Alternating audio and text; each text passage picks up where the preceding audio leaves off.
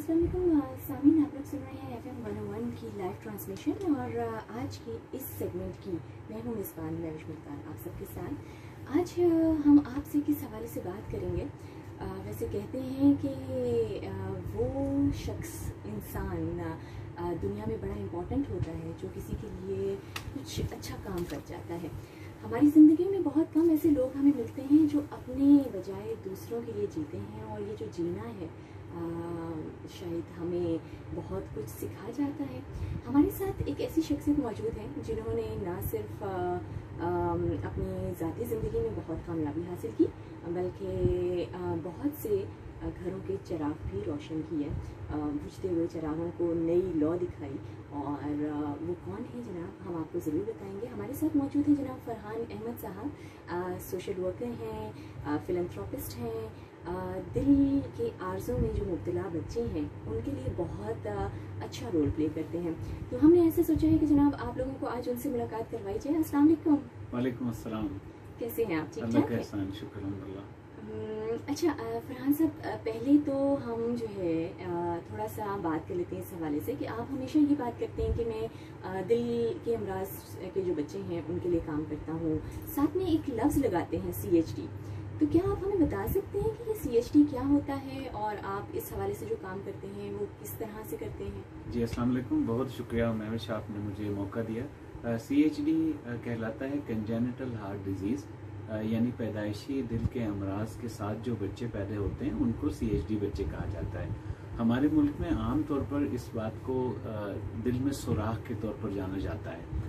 तो बीमारी तो बहुत सी है, कोई 30-32 किस्म की बीमारियां हैं, लेकिन उसमें से जो ज़्यादा कॉमन, जो आम फहम के लिए आसान है, उसको दिल में सुराख या दिल में आर्जे के साथ जो बच्चे पैदा होते हैं उनको CHD कहा जाता है।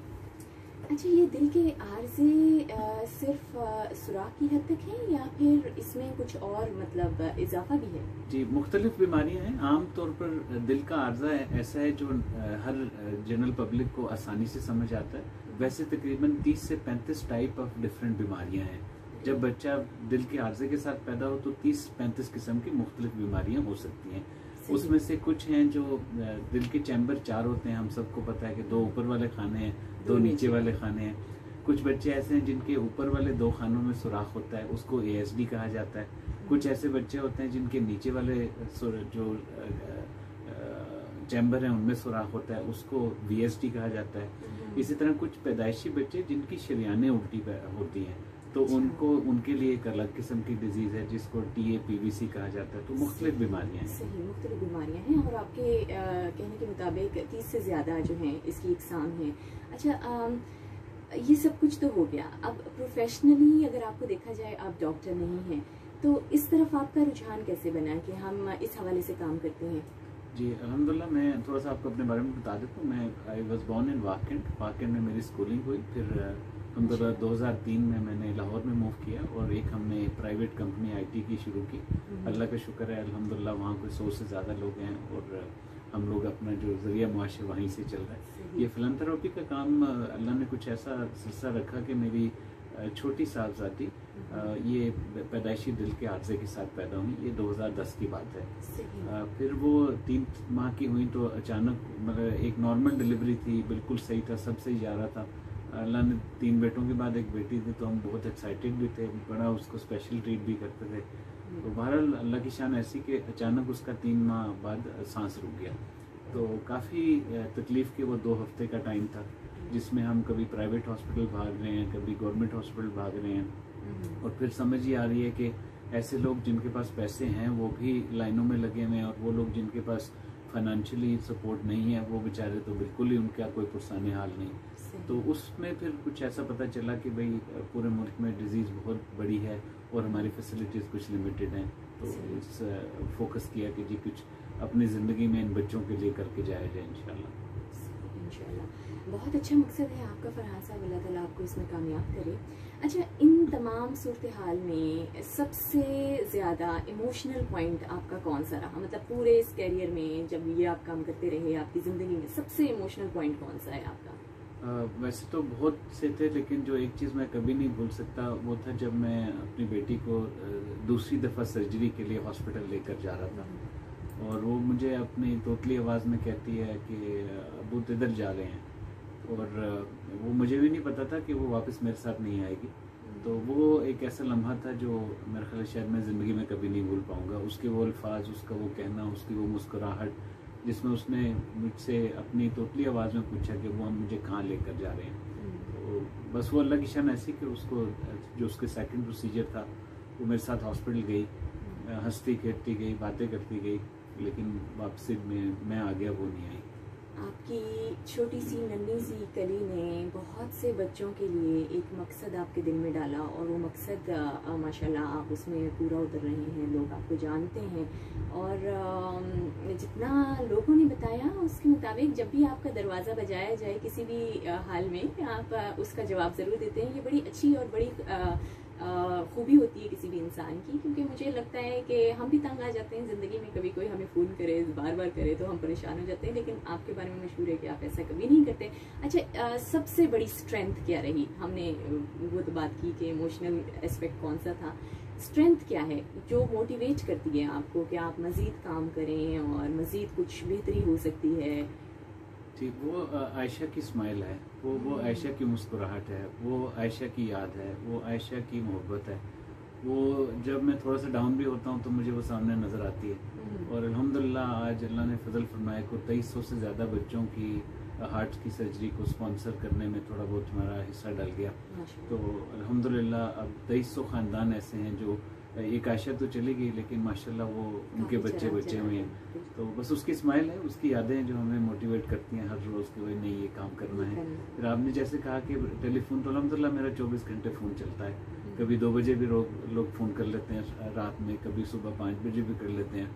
अल्लाह ने तौफीक दी हुई है, हम बात सुन लेते हैं। किसी को अगर किसी की परेशानी को हमारे एक फ़ोन कॉल से थोड़ी सी सुकून मिल जाए तो इंशाल्लाह हमारी पूरी कोशिश होती है। सही। तो इसके अलावा ये सब कुछ तो आप फलाही तौर पे करते हैं। अपनी ज़ात के लिए कोई काम, कोई हॉबी, कोई चीज़, कोई मशगला ऐसा अपनाया हुआ हो जिसको सोच के आप थोड़ा देर के लिए इन तमाम चीज़ों से दूर हो जाते हैं? जी, मैं जी एक होम बेकर भी हूँ। जी, जो थोड़ा बहुत टाइम मिल जाता है उसमें बेकिंग कर लेते हैं। कुछ ऐसी चीज़ें जो कि आमतौर पर पाकिस्तान में नहीं बनाई जाती, उसमें एक ख़ास किस्म की सावरडो ब्रेड होती है, खट्टी ब्रेड जिसे कहते हैं। उसको पता नहीं कितने साल लगे उसको एक्सेल करने में, लेकिन बेकिंग ऐसा है, एक शोबा है कि आप छोटी सी एफर्ट करके ना फ़ौरन उसके रिजल्ट्स आ जाते हैं। तो आप बार बार करते हैं तो फिर आप उसमें बेहतरी लाते हैं। ऐसे तो नहीं घर वाले उस दौरान कहते हो कि अब ये खाना जो बनाया ना ये भी दिल के आर्जे से दूर रखेगा? जी, बस ऐसे ही होता है कि वो थोड़े बहुत चुगल मेला चलता रहता है, हर वक्त ब्रेड की बातें हो रही होती हैं। फिर आपको पता है जो कुछ बनाता है वो खुद नहीं खाता, वो दूसरों को खिलाता है। लेकिन कहते दूसरों के हाथ का बड़ा लजीज होता है। इसके अलावा आपने ज़िंदगी में कोई और मशगला अपनाया हो? ट्रैवलिंग का शौक़ है आपको? जी, अल्हम्दुलिल्लाह ट्रैवलिंग का बहुत शौक़ है। अल्लाह ने मौका दिया मुल्क से बाहर भी, तकरीबन नॉर्थ अमेरिका से लेकर साउथ साइड पर तकरीबन काफ़ी ट्रैवल हुआ अपने काम की नोयत की वजह से। तो बहुत माशाल्लाह पाकिस्तान के भी नॉर्दर्न एरियाज़ देखे, और जो हमारा पाकिस्तान है ना वो कहीं आपको वो जगह कहीं और नहीं मिलती। हम लोग ब्लेस्ड हैं अल्हम्दुलिल्लाह, इतना खूबसूरत हमारा मुल्क है। हमारा मुल्क हमारी पहचान है, जहाँ जाते हैं हमें खुशी होती है, लोग पाकिस्तान की वजह से हमें पहचानते हैं। तो वी आर ब्लेस्ड, अल्लाह का शुक्र है अल्हम्दुलिल्लाह हमारा इतना खूबसूरत मुल्क है। इतना खूबसूरत मुल्क है, बिल्कुल ऐसा ही है। अच्छा, ये बताइए कि हम मुश्किलात पे बात कर चुके, आपकी स्ट्रेंथ पे बात कर चुके, आपके मशगलों पे बात कर चुके, लेकिन इसके अलावा आपकी ज़िंदगी में कोई एक ऐसा पहलू जिसको आप हमारे सामीन के साथ शेयर करना चाहें, बताना चाहें कि अगर हम इस तरह करेंगे तो ज़िंदगी कामयाब हो सकती है? मतलब वो कुछ गुण होते हैं जो रोल मॉडल्स होते हैं उनके पास होते हैं, जिनको लोग आइडल समझते हैं। जी, मैं तो खुद सीखने वाला हूँ, मैं तो खुद सीख रहा हूँ, लेकिन आपकी मेहरबानी, आप ये समझिए मैं कुछ बता सकता हूँ। जो बात मैंने अपनी प्रोफेशनल लाइफ में सीखी कि गिव अप नहीं करना चाहिए और अल्लाह की ज़ात के ऊपर बिलीफ रखना चाहिए।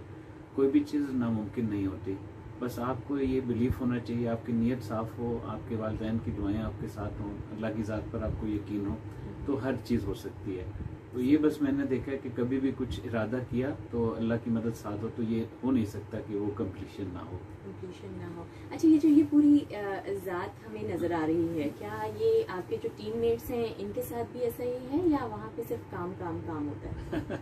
ये तो शायद वही लोग बेहतर बता सकते हैं, लेकिन मैंने हमेशा ये देखा कि जो काम मोहब्बत से हो सकता है वो छड़ी से कभी नहीं हो सकता। और मोटिवेशन जो है ना वो इंसान से बहुत सारे ऐसे काम ले लेती है जो कि आम तौर पर छड़ी से नहीं किए जा सकते। हमारा भी यही कोशिश है, अपने जितने भी आईटी के लोग हैं प्रोफेशनल लाइफ में जिनसे भी रब्ता होता है, हम अपनी जो लेसन लर्न है वो बता देते हैं, एक्सपीरियंस बता देते हैं, फिर उनको इनेबल करते हैं। मेरे ख्याल एक मैंने लाइफ में चीज़ सीखी कि जिस कंपनी के अल्हम्दुलिल्लाह आज मैं वन ऑफ द ओनर हूँ, उसमें जो हमारे लोग जिन्होंने हमारे साथ काम शुरू किया वो अल्लाह के शुक्र है शायद हमसे ज़्यादा फाइनेंशियली स्ट्रांग हो चुके हैं। तो ये बिगेस्ट स्ट्रेंथ है अल्हम्दुलिल्लाह कि आप किसी के लिए कुछ ऐसा कर दें जिससे उसका और उसके घर का सिलसिला चलने में आपका थोड़ा बहुत कंट्रीब्यूशन हो जाए। अरे वाह, वो कहते हैं वैसे कि किसी ने बड़ा खूब लिखा था कि सहरा में जो दूसरों को साए देते हैं मेरी नज़र में वो वली हुआ करते हैं। तो ये वली का एक एस्पेक्ट हमारे सामने नज़र आ रहा है। वैसे एक बात और भी बताइए, एक सवाल मेरे दिमाग में ऐसे आया कि हम जब इतनी बात कर रहे हैं तो वालिदैन जो कि आपके पास आते हैं अपना कोई भी मसला लेके कि बच्चे के साथ ये इलाज करवाना है या ये, उनका पहला सवाल क्या होता है? जी, उनका ना इतनी एग्नी होती है, इतनी परेशानी होती है कि उनका बस ये उनका पहला ख्वाहिश होती है कि हमें ना सुनना पड़े। वो हम जो भी कहना तो बस हम उनके बच्चे की ट्रीटमेंट पॉसिबल हो जाए, ये उनकी सबसे बड़ी ख्वाहिश होती है। फिर कुछ हमारे मुआशरे के टैबूज हैं जिस पर हमें, अगर आप इजाज़त दें तो मैं बात कर लूँ, कि बहुत सारे लोग ये समझते हैं कि बच्चे की हार्ट की सर्जरी नहीं हो सकती। बहुत सारे ये लोग समझते हैं कि इतना छोटा दिल है, इस पर ऑपरेशन नहीं हो सकता। बहुत सारे लोग ये समझते हैं कि ऑपरेशन के बाद बच्चा नॉर्मल जिंदगी नहीं गुजार सकता। बहुत सारे लोग ये कॉन्सेप्ट लेकर चलते हैं कि ऐसा बच्चा जिसकी छाती खुल चुकी हो या ऐसी बच्ची जिसकी छाती खुल चुकी हो वो नॉर्मल इंसान नहीं है, वो माँ नहीं बन सकती। तो ये बिल्कुल गलत मिसकंसेप्शन है। एक नॉर्मल बच्चा जो हार्ट के सर्जरी के बाद नॉर्मल जिंदगी गुजार सकता है वो एक नॉर्मल इंसान होता है। वो एथलीट भी बन सकता है, सॉफ्टवेयर इंजीनियर भी बन सकता है, पॉलिटिशियन भी बन सकता है, वो सब कुछ बन सकता है। जो ऐसे ही माँ भी है, वो छोटी बच्ची माँ भी बन सकती है और वो नॉर्मल जिंदगी गुजार सकती है। तो इस पर ज़रूर मेरे ख्याल अवेयरनेस की बात होनी चाहिए। एक और मैं आपसे गुजारिश करूँगा कि अपने नाज़रीन सामीन तक ये बात ज़रूर पहुँचाएँ कि बीमारी अल्लाह की तरफ से है। हमारा एफर्ट है कि हम अपनी सारी सलाहियतें लगा दें, जहाँ जहाँ जो दरवाज़ा खड़का सकते हैं खड़काएँ, और कभी नाउमीद ना हो। ऐसे नहीं हो सकता कि एक बीमारी आई हो उससे पहले अल्लाह ने उसकी शिफा ना भिजवाई हो। ये हम सब का ईमान है कि भाई बीमारी होगी तो उसकी शिफा पहले से मौजूद है। तो गिव अप ना करें, हर बीमारी का इलाज मौजूद है। गिव अप नहीं करना, हर बीमारी का इलाज मौजूद है। और यही बात है कि हिम्मत और हौसले से इंसान को चलते रहना चाहिए। वो कहते हैं ना कि अमल करेंगे तो फल पाएंगे, और उसके लिए ज़रूरी है कि इंसान कदम तो उठाए। ये सोच के बैठ जाना कि नहीं जी कुछ नहीं हो सकता बड़ा मुश्किल हो जाता है कभी कभी, ये सोचना भी, और माँ बाप के लिए तो बड़ा ही मुश्किल हो जाता है, जैसे आपने कहा। अच्छा, कभी ऐसा हुआ, आपने कहा कि लोग ना नहीं सुन सकते, कभी किसी को ना की है आपने? मरीजों को तो कभी ना नहीं कीजिए। हाँ, सिर्फ डाइवर्ट ज़रूर किया है कि ऐसे लोग जो समझते हैं कि बच्चे को दिल का आर्जा नहीं है, बच्चे का कोई और मसला है, तो जाहिर से मैं उसमें ज़्यादा कोऑपरेट नहीं कर सकता। लेकिन फिर मैं उनसे ये ज़रूर कह देता हूँ कि मैं आपको कोशिश करके किसी और से कनेक्ट करा दूंगा। लेकिन अगर दिल का आर्जा है तो इंशाल्लाह मेरी मतलब ना नहीं करनी, कोशिश ही करते हैं जी ना नहीं हो। सही। अच्छा, कोई स्पेसिफिक किस्म का मैसेज सोच कर आए हैं कि आपने सामीन को ये मैसेज देना है? वैसे मैसेज की बात से पहले तो और बहुत सी बातें आपके बारे में जाननी चाहिए। आपके कामयाबी का कोई एक स्पेसिफिक राज मैं तो जो बताना ना चाहें, आज इस राज को फाश करते हैं। जी, मेरा ख्याल है कामयाबी जो है ना वो तो स्टिल असल कामयाबी वही है कि हमारी आखिरत बन जाए। तो उसके लिए मेरी आप सबसे गुजारिश होगी, सब दुआ करें कि हमारा जो फाइनल डेस्टिनेशन है वो कामयाबी वाली हो जाए। दुनिया में कामयाबी यही है कि आपकी शोहरत हो जाए, आपके लोग आपकी बात सुनना शुरू हो जाएं, आपको फाइनेंशियली कोई प्रॉब्लम हो, तो अल्लाह का बड़ा एहसान है, अल्लाह ने बहुत नवाजा है, अभी मेरी औकात से भी बढ़कर नवाजा है। ये मेरे वालिदैन की दुआएं हैं कि आज अल्हम्दुलिल्लाह अल्लाह ने मौका दिया, मैं यहाँ बैठा हूँ। तो जो सीक्रेट इंग्रेडिएंट्स अगर आप पूछें तो मेरे ख्याल है उसमें आप सब दूसरों के लिए अच्छा सोचें। अगर आप हमेशा अपने से बेहतर दूसरों को पाएंगे ना, मैंने मेरी अपनी कैलकुलेशन में बाकी सब दुनिया मेरे से अच्छी है, मैं सबसे पीछे हूँ, मैं सबसे बुरा हूँ। अगर ये कॉन्सेप्ट रहेगा तो आप यकीन करें कि इंशाल्लाह कभी ना डिसअपॉइंटमेंट होगी और आप आगे से आगे बढ़ते जाएंगे। इंसान तो परफेक्ट नहीं होता, इंसान को परफेक्ट होने के लिए कोशिश करनी पड़ती है। यही बात आप वैसे ना करते भी आपने काफ़ी बातें छुपा ली हमसे। राज में अभी कुछ इंग्रेडिएंट्स बताए हैं, बाकी नहीं बताए। आपकी मुस्कुराहट बता रही है और इसी तरह हंसते मुस्कुराते रहें। लेकिन जनाब एक और सवाल, ज़ाती ज़िंदगी कभी मुतासिर हुई है काम की वजह से? अजीब बात है, नहीं। और ये इतनी अजीब बात है कि वो कहते हैं कि जब इंसान अल्लाह के काम में लग जाता है ना, तो फिर अल्लाह की मदद आपको खुद ब खुद ऐसी मिलती है कि आपको खुद समझ नहीं आती कि आपके काम कैसे हो रहे हैं। तो कभी ये फीलिंग नहीं आई अल्लाह की मेहरबानी से कि भाई मैं इस जगह पर टाइम लगा रहा हूँ तो मेरे बाकी काम कैसे होंगे। अल्लाह की ज़ात करवाती है काम, अल्हम्दुलिल्लाह। ठीक है, तो इसमें घर वालों का भी थोड़ी सा क्रेडिट है? बहुत जी, बहुत। मेरी अहलिया का, मेरे बच्चों का, मेरे बहन भाइयों का, मेरे वालिदैन, वो तो अब इस दुनिया में नहीं है मेरे पेरेंट्स, लेकिन उन्होंने बहुत इनकरेज किया मुझे। हर मौके पर उन्होंने दुआएं दी, फैमिली ने बहुत सपोर्ट किया। हमेशा से ये कहा कि ठीक है हम आपके साथ हैं, और अल्लाह का शुक्र है हमारी एवरीडे कोशिश है कि जो अभी किया है शायद वो बहुत कम है, बहुत ज़्यादा कुछ करने की ज़रूरत है। सही, तो मतलब वहाँ से आपको कोऑपरेशन मिलती है, अल्हम्दुलिल्लाह। देख लीजिए सामीन, हर कामयाब इंसान के साथ उसके घर वाले ज़रूर मौजूद होते हैं। तो कभी भी अपने जो अपने हैं उनको अकेला मत छोड़िए, बल्कि उनका साथ दीजिए। जिस तरह फरहान साहब के घर वाले उनका साथ दे रहे हैं और वो माशाल्लाह बाकी घर वालों के लिए इतना सब कुछ कर पा रहे हैं। कोई एक स्पेसिफिक सा मैसेज जो आप बताना चाहें? जी, मैं ये ज़रूर गुजारिश करूँगा जी, मैं ये रिक्वेस्ट करूँगा कि जी 2-3 चीज़ें हैं जिन पर बात नहीं की जाती। एक तो हर 100 में से एक बच्चा ना ये दिल के आर्जे के साथ पाकिस्तान में पैदा होता है, और इसमें 2 चीज़ों का अगर हम मुआशरे में अवेयरनेस पर बात कर लें कि ये शरह बाकी मुल्कों से ज़्यादा है। हमारे यहाँ पाकिस्तान में तकरीबन 1.5 से 2 की शरह है। ये एग्जैक्ट नंबर नहीं है, लेकिन अगर आप गूगल करेंगे तो आपको ये मालूम हो जाएगा।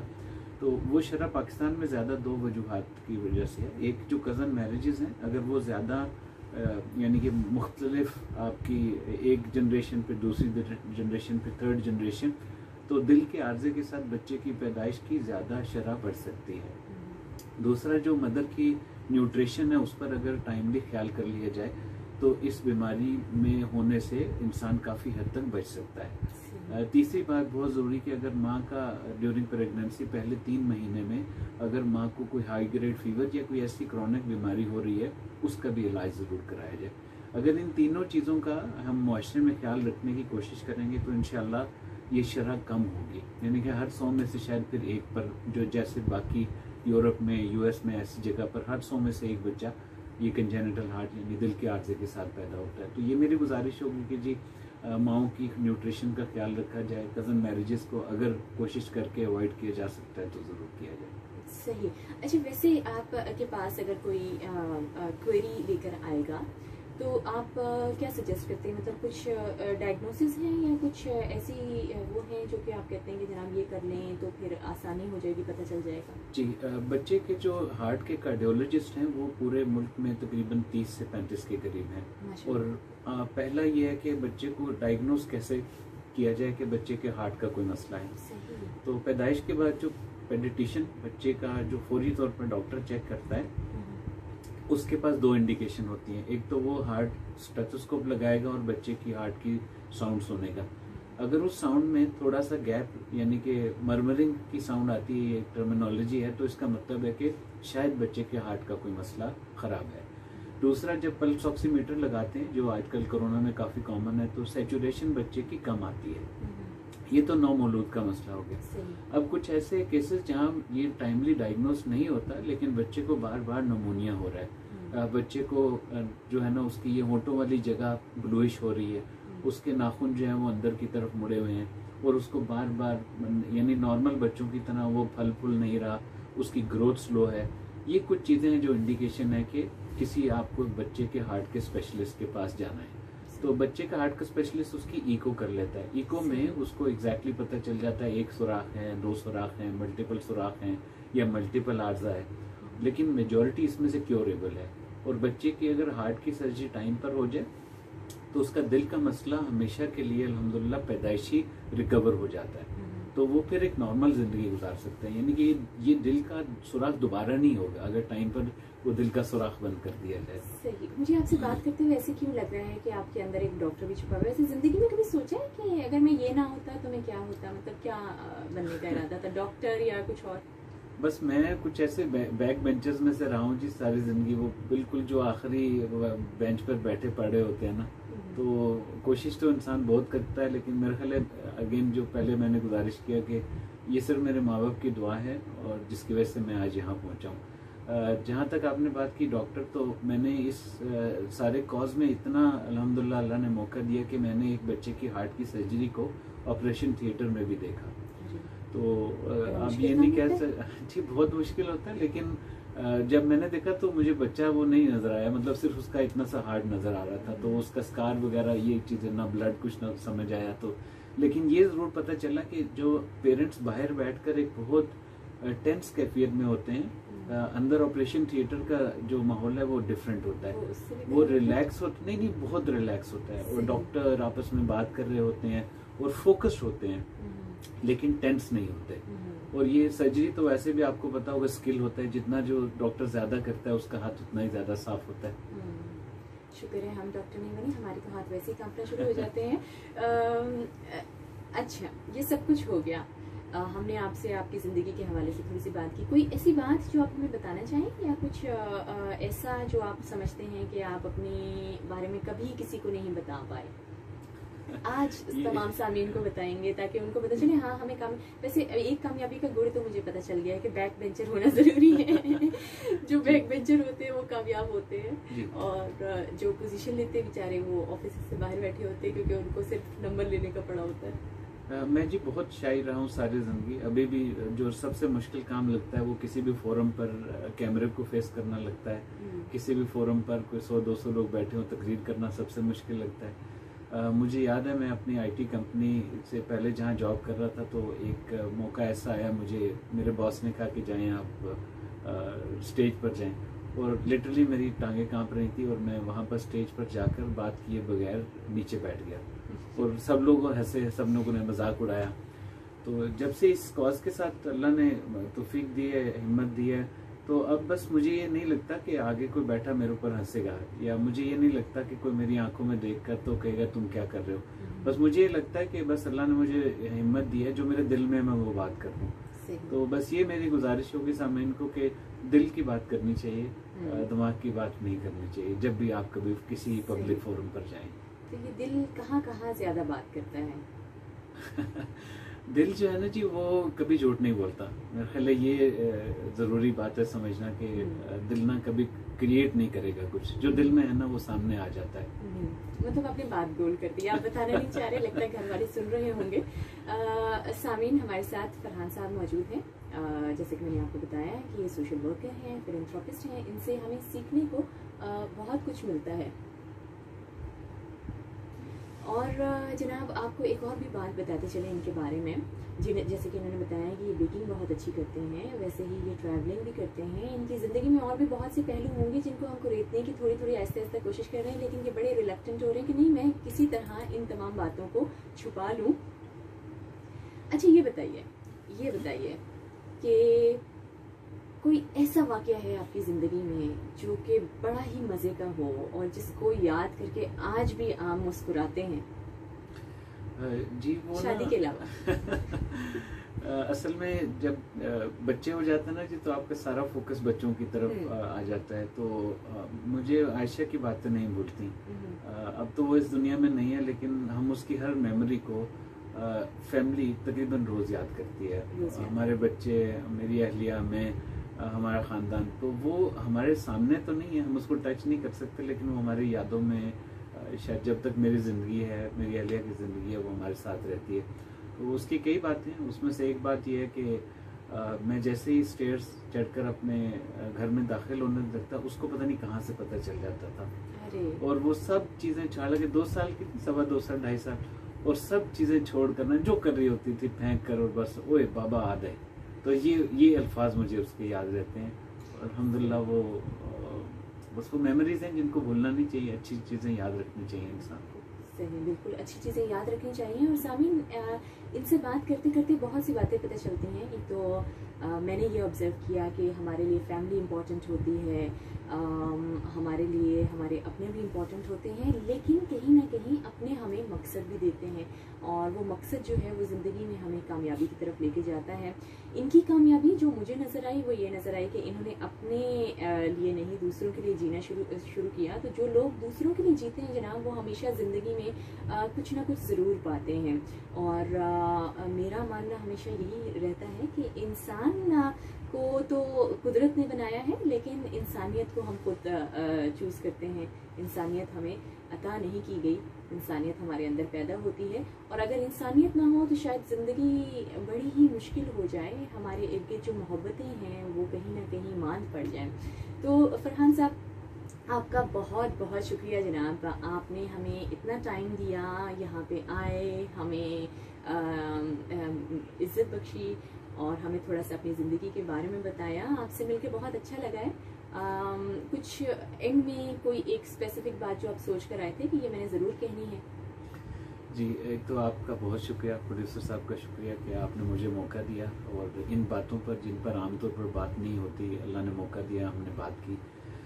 एक बस बात मैं सामीन को ज़रूर रिक्वेस्ट करूँगा कि आजमाइशें आती हैं, लेकिन वो आजमाइशें इंसान को अल्लाह के करीब ले जाने का ज़रिया बनती हैं। तो बस इस पर ज़रूर हम फोकस करें। और अगर खुदा न खास्ता किसी भी फैमिली में हार्ट का, बच्चे का पैदाइशी मसला है, तो आप मेरे से रब्ता करवा सकते हैं इंशाल्लाह उनका, और हमारी पूरी कोशिश होगी कि हम अपने पूरे वसाइल लगाकर उस बच्चे की जो इलाज है उसमें ज़रूर मुआवनत कर सकें। एक आखिरी बात ज़रूर कहूँगा कि जिस फैमिली में ये मसला होता है ना, उस फैमिली को बाकी फैमिली के लोग स्पेशल ट्रीट करें। यानी कि वो पूरी फैमिली, वो सिर्फ उस बच्चे का मसला नहीं होता, वो उस पूरी फैमिली का मसला होता है। तो जितना मैक्सिमम हो सके उन फैमिलीज़ को आप अपना समझकर उनको सपोर्ट करें। बहुत शुक्रिया आपका, बहुत शुक्रिया सामीन आप सबका। आपने हमारा साथ दिया, हमारे इस इंटरव्यू को सुना। उम्मीद है कि इससे कुछ अच्छा सबक आप लोगों को हासिल हुआ होगा। मेरी तरफ से अल्लाह हाफिज़, और फरहान साहब बहुत शुक्रिया। अल्लाह हाफिज़।